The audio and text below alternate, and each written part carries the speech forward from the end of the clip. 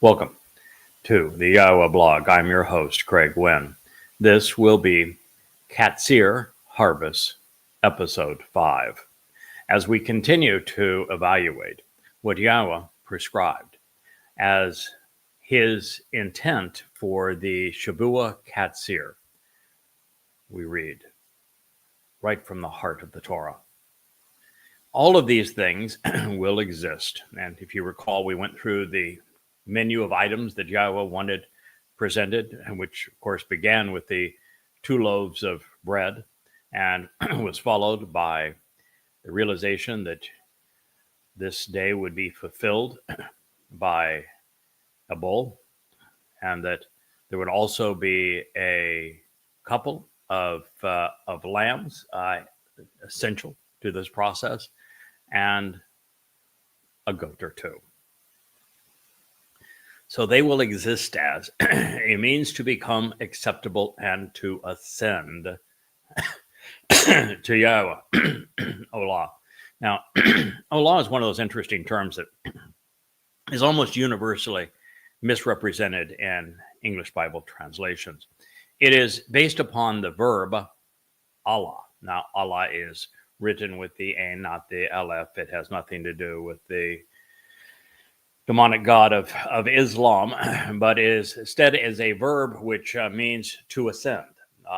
It can be rendered to become acceptable. It can be rendered as to rise, but that's the basic meaning of the word. And so anything that is derived from it would have to carry that connotation. It is instead rendered as a burnt offering in almost all Bible translations. Well, the problem with that is that fire is ish, and there's no ish as part of olam, so there's nothing to be burnt. And offering, minka would be probably the most common term just for a simple offering. It's not represented in the word either. It's actually spelled identically to the verb meaning to rise. So I've rendered it as such. This is my mindset as I go through everything that YAHOWAH communicated, rather than just have a knee-jerk reaction as everyone else has done and fall in line with the religious publishers and replicate things that don't have any semblance of authenticity to them, like burnt offering in this case. I'll always search the verbal root if there is one, which there usually is. And this one is identical, so it's easy to identify. Or I will look at just what the letters stripped of their diacritical markings mean and how those letters form other words that are similar to it. So they will exist as Haya, the basis, by the way, of YAHOWAH's name, to be, was, is, and will always be, exists as a means to become acceptable and ascend. La is the preposition. It means to move towards, according to, approaching. YAHOWAH. YAHOWAH is God's one and only name. It is transliterated based upon his Torah instructions. Torah derives the O sound from the Hebrew Wah. And of course, it has the concluding Ah sound. Although the Ah sound, while reinforcing how to pronounce YAHOWAH's name, you find the other 3 letters, other than the Wah and Haya, the very verb that YAHOWAH told Moshe, served as the basis of his name, because it is Hey, Yod, Hey, and it's Haya. No one disputes its pronunciation, and no one disputes the pronunciation of Torah, with the Wah producing the O sound. So there can be no legitimate argument, no reasoned argument based upon YAHOWAH's Torah instructions regarding the Haya existence of his name, his Shem, that it is pronounced YAHOWAH. There is another, of course, exceedingly common word with a long history of its proper pronunciation, shared amongst Jews worldwide, that also conveys the sound of the Wah. You've probably heard Jews say, Shalom. I use it all the time. It is thought to mean peace. It only means peace in the sense of a derivative meaning. It means to reconcile a relationship, and when relationships are reconciled, they are peaceful. But the shalom, the word shalom, derives the O sound from the Hebrew vowel wa. Mystery solved. This is not complicated in terms of the proper pronunciation of Yahowah.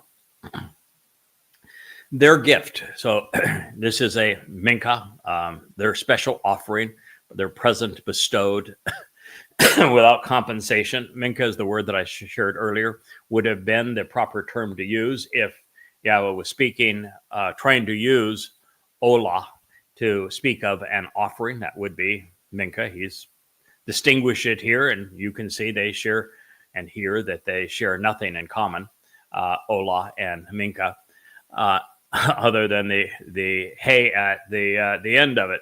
But in the case of the vowel, it does not, or verb, it does not indicate gender, and a noun, it would indicate gender. Gender, though, we shouldn't get too carried away in Hebrew. It's like most languages that have a male and female form on many nouns. They are helpful in that when you're using pronouns, you know if it is who she and he, him or her would be acknowledging, because you can go back to the next or previous noun and see if it is feminine or masculine. So they have value, and sometimes the masculine and feminine traits of these words convey subtle messages to us, but not always. And you can read too much into it at times. But anyway, their gift, this offering that is a gift, is poured out on their behalf. It's nasak, offered freely by, and in this particular case, there was likely an association with the feminine mikah, because this is the word that follows that. I'm the first to render it this way, and I'll share my thinking with you. Feminine manifestation of the fiery light, Isha or Isha, whether it's vocalized one way or another with the eh ending or the ah ending. It is either speaks of a fiery light. Ish and Isha are written the same way. The Ish and Isha, the masculine and feminine forms of fire. Yahowah, since he is primarily masculine, appeared as Ish, as a fiery light to Moshe, and he accompanied the children of Israel throughout the Exodus as a fiery light, an Ish. But Isha is also a Hebrew word for fire. It has the ah ending, which makes a noun feminine. And so it's written the same way, but with the ah ending. So it would be the feminine manifestation of fire. The other meaning of Ishe would be female. Ishe is the feminine version of Ish. Ish means man or male individual, and Isha means female or woman. So this is a very interesting term, because the gift is poured out on their behalf by the Isha, and I have rendered it as feminine manifestation of the fiery light. And that is the most accurate, direct, literal deduction that can be drawn from the word. A uniquely welcoming and pleasing, and you can say spirit or indication. It's riach, slightly different than ruach, but shares much in common with it in terms of the beginning letter and the concluding letter. Ruach would be spirit or wind in Hebrew, and reach speaks of being accepted.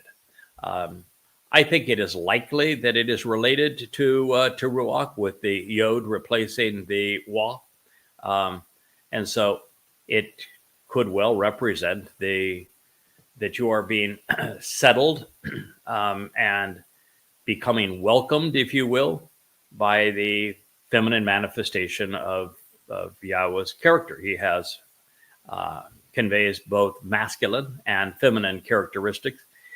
As we shared on our last program, Yahweh's masculine characteristics, even when projected through the Ruach, are about 90% masculine, and his feminine attributes, nurturing, mothering, sheltering, comforting, those sorts of things, represent about 10% of the functions and attributes, if you will, of the Ruach.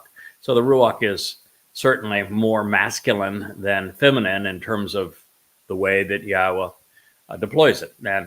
And well, Yahweh made it very clear that he has both masculine and feminine characteristics, which is what you would expect of our Creator. And it is consistent with his creation. My wife has many characteristics that would be common among men, even though she is, and I can vouch for this, holy woman.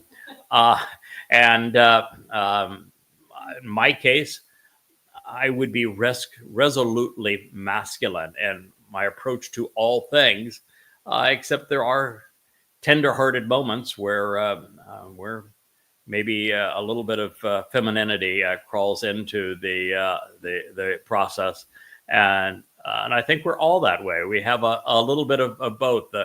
One of the great examples of exuding both sides of this equation to a maximum extent would be Dode. Dode was at times driven by his emotions, and at times he was supremely logical.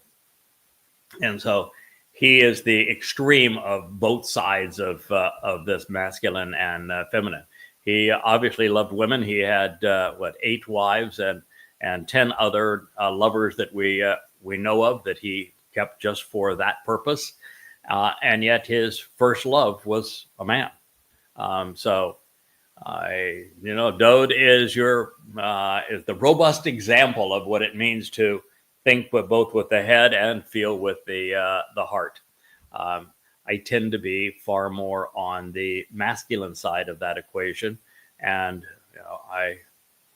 I'm motivated by reason and far less by emotion. Both have their place, but this is all to share that that we have to kind of keep things in balance as we recognize that Yahweh will present himself, and every time that his name is used, if it's Yahweh as the subject of a verb, the verb is always masculine singular. It is never feminine. If Yahweh's name is used, it is always masculine singular. If it's just God being designated as an individual, it's always with the male pronoun, never with the feminine pronoun. So a little restraint here as we frame this issue is important. So the gift is poured out on their behalf by the feminine manifestation of the fiery light, a uniquely welcoming and pleasing spirit, reconciling the relationship. This is Nakoach, appeasing and soothing, unifying and integrated by advancing peace and harmony. It's from the previously stated Nuach. And then it is to approach again, La, to draw near Yahweh. Again, a transliteration of Yahweh's name. He is our Eloah. Eloah is the basis of both El and Elohim. And again, it's the Wah that designates the O sound. And this is how he directed us and instructed us pronounce his name in his Torah regarding his Haya existence. This is Kara, called out Leviticus 23:8. I know I've got into a lot of details here. Sometimes it's hard to keep track of what the point was when I offer so much information regarding each word, but I've been doing this now for 23 years, and it is the style that I have used throughout, and I have found that it is the best way to educate readers and listeners such that you also form a firm foundation of knowledge, and that with this additional information, you can make the connections between all of these thoughts to understand. And then based upon understanding, you can respond appropriately and even take the next step, which is to reach out to others and to join us as we endeavor to call Yisrael home. So I'm a firm believer that the more you understand the details that comprise the picture that Yahweh is painting with these words, the better and the clearer this picture will appear to you. And I think, too, by reinforcing these details, by looking at these words from very many different angles, you're likely not only to remember the words, but to remember the thoughts that are being conveyed. It's about 5 seconds time that our human brains make the transition from short-term to long-term memory, where you can recall and use something that you've heard for the rest of your life. And the transition is made either through repetition, which is what I'm doing here, or also by drawing vivid word pictures, which is part of what I'm doing as well. And these are techniques that help us such that we solidify our foundation of knowledge. And this is really important. And I keep on saying everything is really important, but maybe it all is really important. You're aware that there is a breakoff group that is using my amplified translation style and corrupting Yahweh's name and presenting God as Spirit Mom. And all of these people had been around my books and my shows for years, some of them 15 years, and yet they were easily seduced away for a single reason. Their actual foundation of knowledge was not significant enough to preclude their departure. And they weren't disciplined enough in rational thought and logic to be able to recognize when they're being deceived. So I don't want that to happen to you. I want you to have the basis of knowledge that you need to be rock solid in your relationship with Yahweh, and such that no matter which way the wind should blow, you will never lose your footing. They will exist as a means to become acceptable and to ascend to Yahweh. Their gift is poured out on their behalf by the feminine manifestation of the fiery light, a uniquely welcome and pleasing spirit, reconciling the relationship to approach Yahweh. Now keep in mind, what is it that was being offered? What is this gift? You. I'm the first item listed as in the list of gifts, the bull, the par.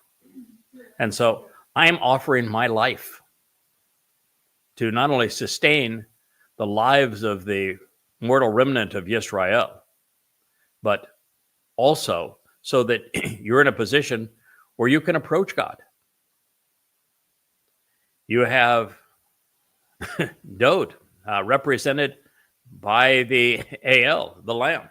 He is the Lamb of God who fulfilled Pesach and then Matzah B'Kodim to open the door to life, to perfect us by removing our guilt and then signing our adoption papers into the covenant family. He is the reason that we can participate in the Qatsyr-Harvest, which is being coordinated by a very productive bull called a parah in that particular case. Myself again, serving Dode's interest. And the third is perhaps the greatest orator of all time. The man who has orchestrated exactly what will transpire now 8.5 years from now. The man who who 40 Yobel, 888 years prior to that, orchestrated the great debate. Debate's probably the wrong term, but debate between the political and religious establishment of Israel. A debate would be they present their arguments, and then he refutes their arguments, and they go back and forth and do that sort of thing. It was a complete one-sided roast. Shit. Literal roast is what happened. Although the MC is like today's roasties, exceedingly funny. Well, Elia represents the goat. And so now that you know that it's the bull, the goat, and the lamb that are the very ingredients here that are presented as the gift, the beings to become acceptable and to ascend to Yahowah. Their gift is on their behalf. They're offering it freely on their behalf, and they're going to do it by the feminine manifestation of the fiery light. Now, you might say, well, how would the fiery light apply to all three of them? Well, with Dode, he served as the Pesach El.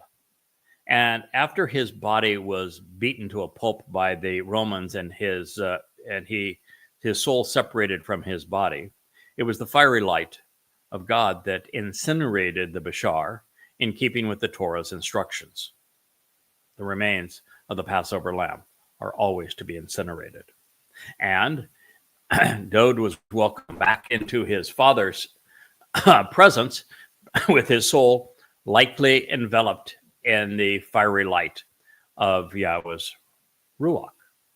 So Dode gets it coming and going. So no question there. As for moi, well, I am part of the ultimate roast, if you will. Once my body is bludgeoned by Hasatan's corporeal manifestation, and his minions, whether they be progressives or Muslims, it is Yahowah who will ignite the flames, and my ashes mixed with water are going to be what cleanses Yisrael. It is going to be the most amazing funeral pyre ever witnessed in the history of the world, with Elia, of course, serving as the master of ceremonies. And it is just prior to that, the prior evening, that I'll be orchestrating literally a stream of light going from earth to heaven as part of the final gleaning on Towrah. So I also get it coming and going. As for Elia serving in this role, Elia is different than the other two. Elia is not actually sacrificing his life as part of a Moed Mikre. Dode did, I will. But he is there to make an enormous contribution to this process. And Elia, we've talked, 40 Yobel, 888 years ago, was brought up from earth to be with Yahowah, and likely would have appeared as light during part of that ascension process. And he will be the most illuminating of all prophets for the remnant of Yisrael when he returns as one of the two final witnesses.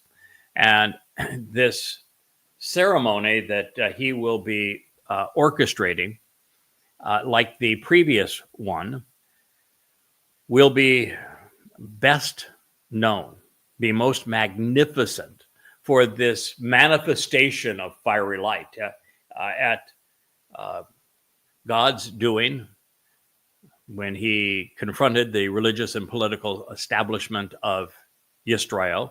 God ignited the fire with the Adam of Parah, the red heifer, on Towrah in 2033, 6,000 Yah. He is also going to be witnessing and speaking about God's manifestation of this massive fiery light, flames leaping up to the heavens. And when Yahowah returns with Dode, we're told Dode's going to be as brilliant as the sun. He is going to be standing beside Dode offering his assistance as the mercy seat of the Ark of the Covenant is anointed. And so I think even Elia gets it coming and going. Well, this is a uniquely welcoming event, a pleasing event to Yahweh. It is the opportunity for acceptance, because the relationship must be reconciled for anyone else to approach Yahweh. So this is a very powerful instruction that we gain considerable understanding by understanding who the players are. So we have heard Yahweh delineate the menu for the feast embodying the promise of 7. Along the way, God described the benefits afforded to those who choose to embrace what he is offering. This pleasing and welcoming gift is poured out upon us by an accepting spirit. So this is the embrace of the Spirit of God, thereby helping to reconcile the relationship. Now, if you harbored any doubts that these invitations to be called out and meet were descriptive of life within the covenant, or if they encapsulate God's mercy leading to vindication, well, these questions should have evaporated. Contrary to theological explanations, the Torah does not portray a legalized works-based path to God. Mercy leading to our reconciliation lies at the core of the Mikra, which in turn form the heart of the Torah. And throughout we find Yahweh and his chosen implements making the sacrifices to make Yisrael whole. Now, digging even deeper into the terminology, we find that the primary meaning of Nikochach is Nychowach. So Nach Ochach is, you don't like my pronunciation, you probably wouldn't have liked Moshe either. We don't know about Dodod's diction, but that is not something that is a concern to Yahweh. So if it bothers you, maybe you wouldn't have enjoyed being in their company either. So it is a conciliation which reconciles parties engaged in the relationship. Nekoach is from nuach, meaning that which brings rest and allows us to settle and remain. And that is the entire purpose of all of this. Yahweh wants us to settle down in Eden with him and remain for a very long time. He is calling us home to be with him. And in particular, he's calling Yisrael home, his estranged children, his wayward children, back home after a long, long time of being lost and wandering about apart from him. So this is a place of tranquility. It is speaking of both Eden on earth and of Shamaim in heaven. And upon our arrival, it was predicated upon embracing the Riach, which is the pleasing spirit of Yahweh. Now, here it's interesting, of course, this is why I mentioned that we can get carried away with feminine and masculine nouns. The Minka, which is feminine, and the fiery light of Yahweh is feminine, but all three of the individuals being offered for the benefit of Yisrael are bin. So the Hebrew word Isha Ishe is one of my, I think one of the most intriguing in the language, because it has so many different potential connotations. And depending on how the letters are vocalized, because they're written the same way, it can be either, as I've shared, feminine manifestation of light, or it could be a fiery blaze, which obviously would purify and elevate. The word conveys woman and female. And because of my exuberance to kind kind of, I think, overappreciate, overemphasize. I'll admit that I overemphasized the nature of ruach being a feminine noun. I would have written, and I did write some time ago, that Isha conveys not just only woman, female, and fire, but also mother. And that's really not true. If God wanted us to approach a spiritual mother, he would use M. Ab and M, both with the Aleph, are the Hebrew words for mother and father. He didn't use either of them. He didn't use a word that even was remotely related to either of them. And so it would be appropriate to say that this is a feminine manifestation of fire. We don't even think in English about fire being masculine or feminine. So it's either a fire or a female. And feminine manifestation of fire is the best way to blend those two things together.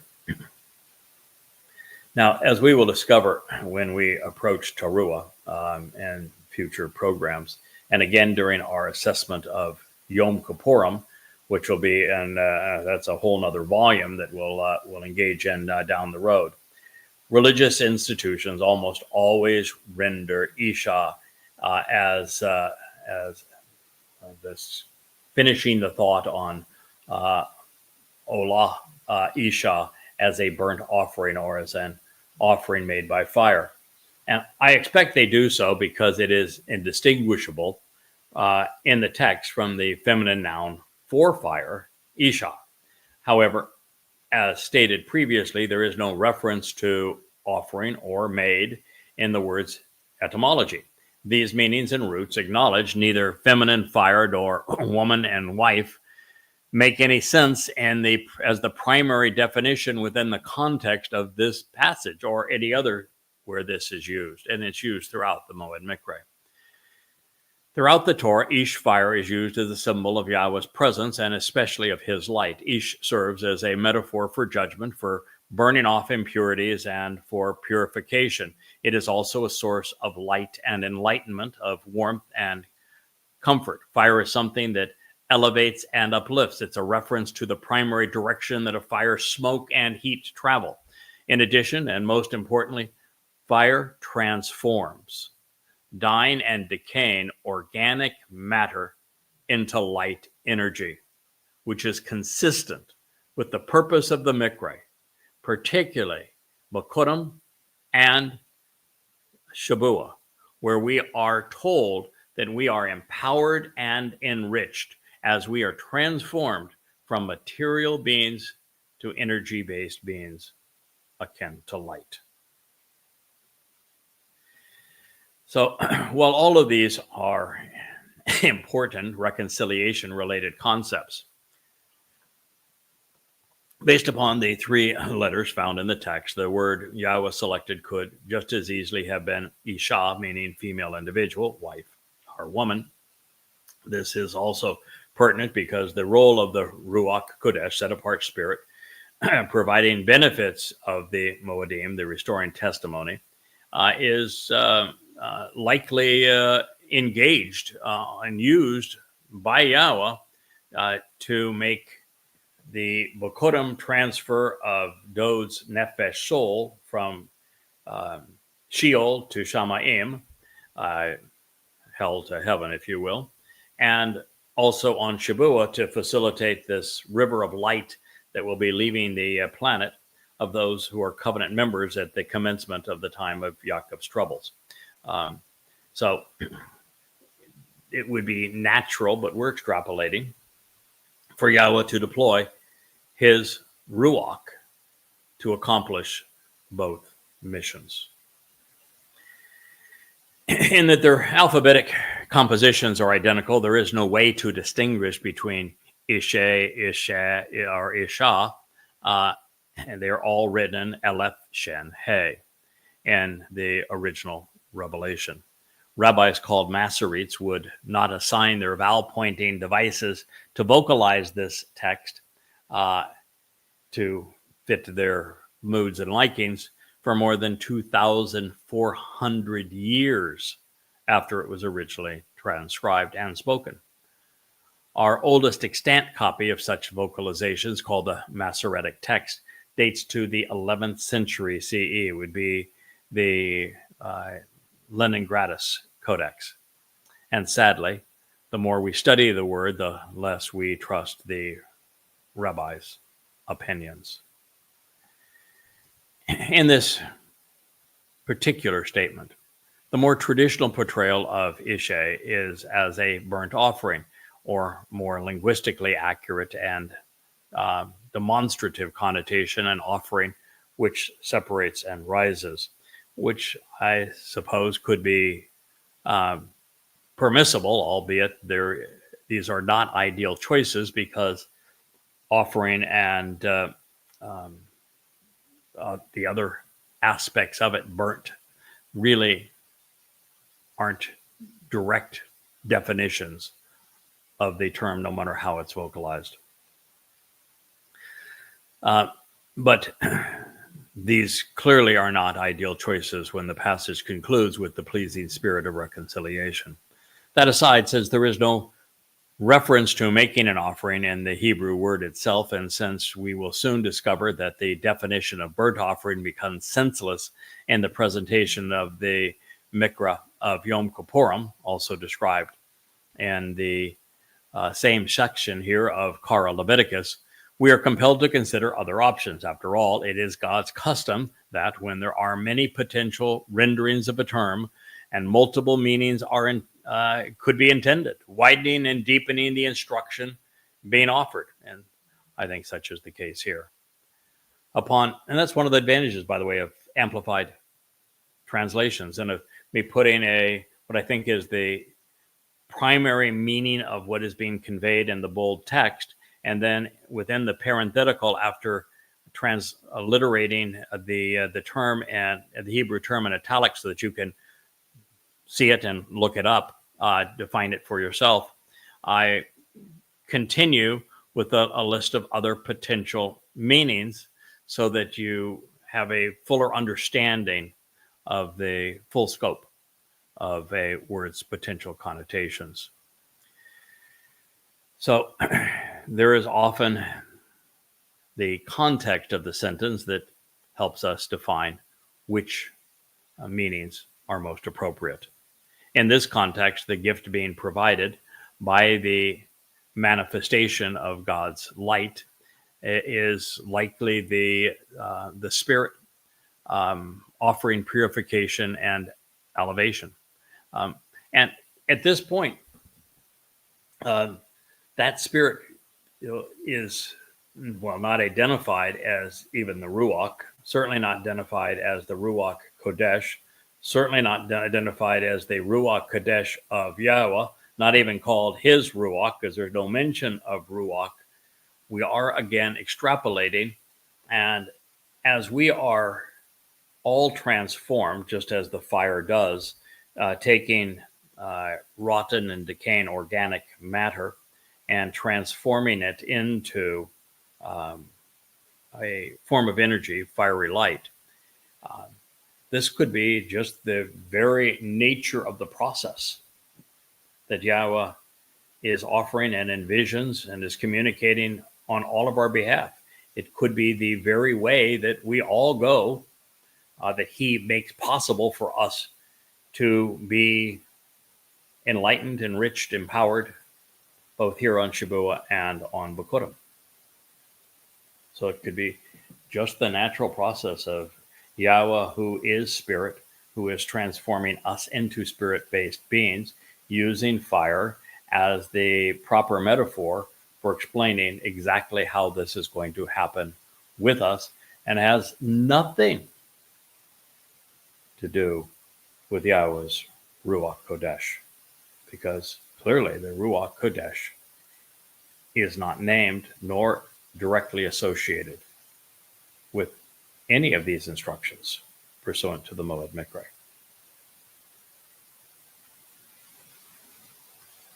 So as we have come to learn, there is an aspect of Yahweh's nature which transforms us, separating us in unto God. And this process is germane to the fulfillment of the Moed Mikre and to the promises of the covenant itself. And we extrapolate this often to the set-apart spirit, the Ruach, and I've written about that in this particular section of this book that I'm sharing with you on the Qatsyr-Harvest. But as I've shared on previous programs, there is no mention of the Ruach here. And so it is an extrapolation from feminine fire to Ruach, when if that were intended, it is likely that Yahowah would have used Ruach, and he didn't. And if he wanted to convey a maternal aspect of his nature, he would have used M, but he didn't. So in this regard, and even as the choder is responsible for cultivating the harvest with the seeds both father and son have sown, I am the lone individual inspired, enlightened, enabled, and emboldened by the 7 Ruach spirits of Yahowah. And in the 11th chapter of Yeshaya, Isaiah, where this is described, there is no question. It's Ruach mentioned 7 times. So when he means to say Ruach, and when he means to say the Ruach of Yahowah, God's a very effective communicator. He does.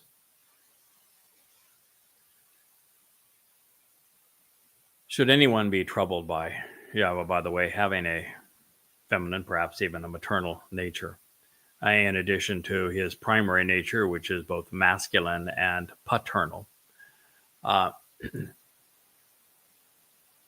covenant is a family. And in families, there are often, there are always children, and there is in the human experience a father and a mother. There is no reference ever to there being a mother of the covenant, however. So at best, we are projecting this feminine role onto the Bereth covenant. But it is, I think, comforting to think about.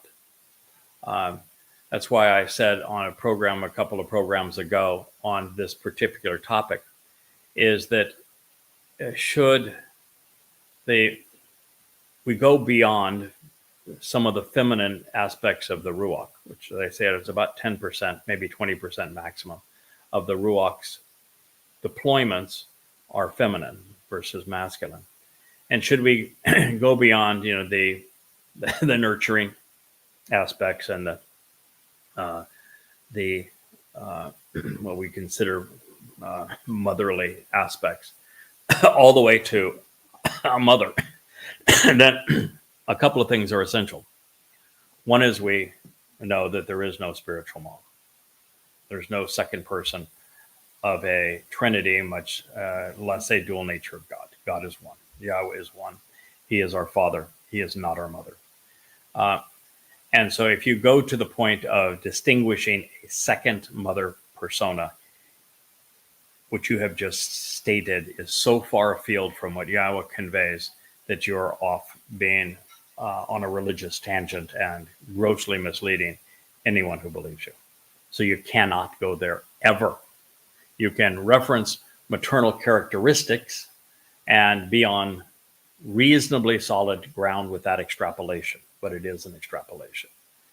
But if you go to a mother as a unique persona who should be venerated and has a voice, what you're saying is exceedingly caustic to God's instructions and his intent, and it has no basis whatsoever in the Torah prophets.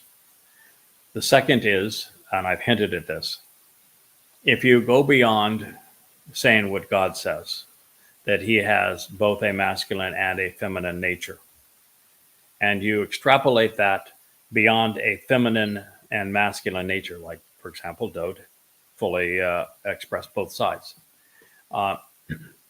to a motherly nature, it is an extrapolation. I have said previously that I think that in the right context, properly constrained and framed, it is a harmless and actually good-natured extrapolation. It's something that makes us feel more comfortable, feel better as we approach God. We see ourselves more in a covenant family relationship under that basis. And under that basis, I think those connotations are likely intended. But you need to know that you have to be careful when you go there and recognize, like in my translations where I said the bold is what God said, and the inside the parenthetical and the commentary is all an expansion of that, an extrapolation of that, an explanation and conclusions that can be drawn from that. You've moved into the world of extrapolation, even when you talk about maternal characteristics of the one God. And even then, God has but one name. He has one identity. He is one, and he is he. Now, reinforcing these thoughts and adding a layer of complexity into the whole thing, we do know that Ruach is feminine. And many of the responsibilities described within the Torah and prophets that are associated with the Spirit can be seen as maternal. Now, in my exuberance to help explain why Isha was in the text here and elsewhere in the Mikra, I will admit I was too exuberant in my extrapolations, and I have pulled back considerably from that position now that I've had the opportunity to reconcile this place where the only place that would tend to take you to a motherly notion, and that is in the second instruction that Yah inscribed on the second of two tablets, where he speaks of a respect for a father and mother, our father and mother, elongating our days on the Adamah, the earth. And long ago, I recognized that this could not be our earthly mother and father, as everyone else throughout time had supposed, because two statements earlier, I was making it really clear that no, fathers corrupt their children to the third and fourth generation. And he never spoke of a spiritual mother and didn't put spiritual mom or heavenly father in the text. But I knew for certain it wasn't our earthly mom and dad. And so the first response, some 20 years ago, uncorrected until recently, was that maybe it represents our heavenly father and spiritual mother, but it can't, because it pertains to prolonging our days on the Adamah, which is not only the earth, it's the very dust of the ground. It is man's world. And the only way that this happens for Yisrael is to have an appreciation for the covenant that Yahweh described between Abraham and Sarah. And Abraham clearly is delineated hundreds of times in the Torah, even throughout the prophets, as the ultimate father of the children of Yisrael. He is the father whom Yahweh made the promise to fulfill his agreement to ultimately reconcile his relationship with the descendants of Abraham. And since Abraham was not just a bit, but he was full rogue, and not in the good sense. Most lovable rogues have a good heart, and they mean well. They're usually reasonably adept and clever individuals that just occasionally trip over their own feet. Abraham did some really rotten stuff. and he was never particularly clever. But Sarah, she appears to be a sweetheart. She laughed at God, of course, but she appears to be a good cook. Yahowah loved the cheeseburgers that she served long ago.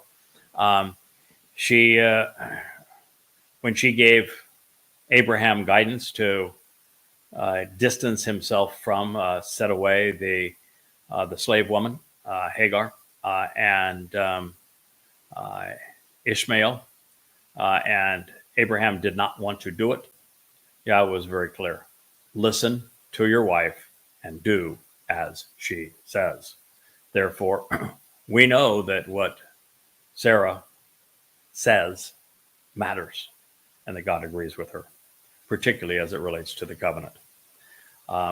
So it makes some sense, lots of sense actually, particularly in the use of Adamah on the earth, and the recognition that Abraham is the father of Israel, and that Sarah is the woman of character in this story, that the father and mother are Abraham and Sarah. And once you come to that conclusion, there's no longer any impetus whatsoever to ascribe anything other than feminine and maternal characteristics to Yahowah's nature, even though they represent a tiny portion of who Yahowah actually is.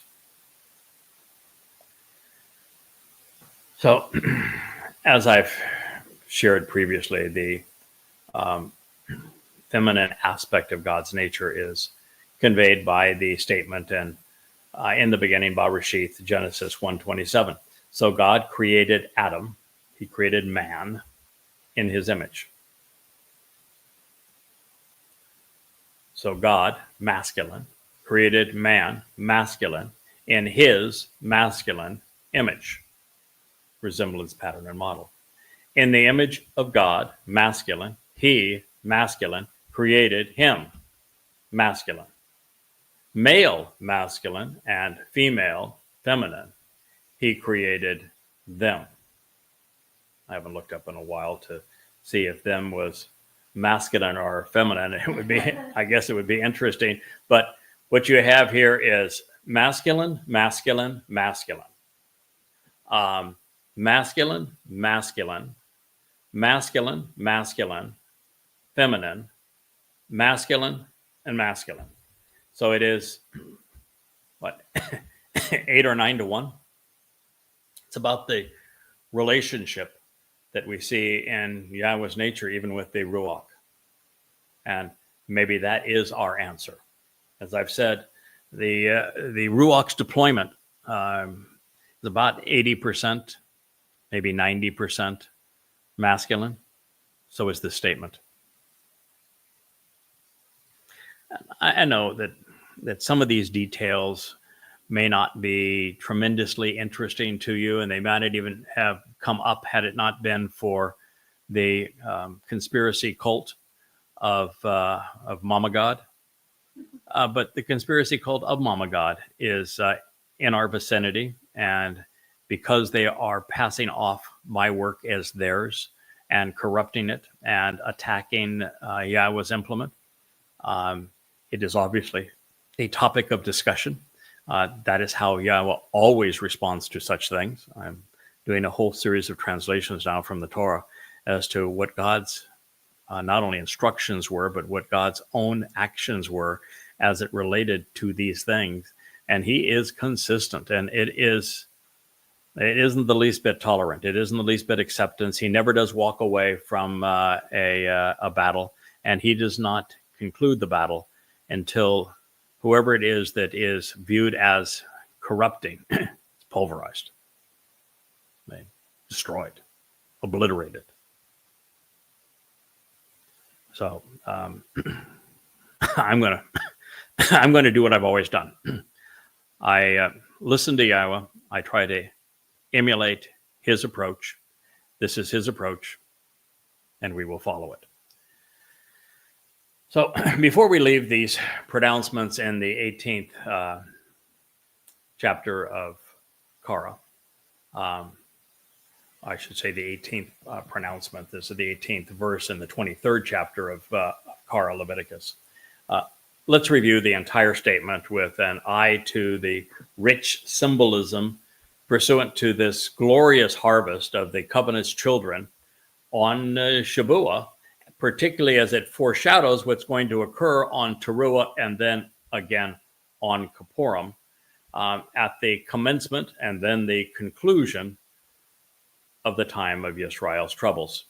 It reads, "You should approach, coming closer, taking responsibility above and beyond the loaves of bread," 2 of them, representing Goyim and Yehudim, attacking the problem by dining with 7, conveying the promise of being perfected, becoming unblemished and innocent as children, by way of the lambs each year as the means to renewal, and 1 bull representing that which is both frustrating and divisive, but also that which is fruitful and productive. A young male. I wish I was a young male these days, but nonetheless, when you consider the alternative to growing older, I think I'm doing just fine. In the morning, to encourage being perceptive, contemplative, and discerning, seeking out and considering all of the available information and then responding appropriately. And 2 transformative rams, representing the upright pillar and the doorway, even the leader of the flock. They will exist as a means to become acceptable and to ascend to Yahowah. Their gift is offered freely and is poured out on their behalf by the feminine manifestation of the fiery light, a uniquely welcoming and pleasing spirit of acceptance, reconciling the relationship to approach Yahowah. That, my friends and family, is Shabuah. I thank you for listening. I look forward to our next episode with you as you return to my home and I come to visit you and yours here on the YAHOWAH blog. I am Craig Winn.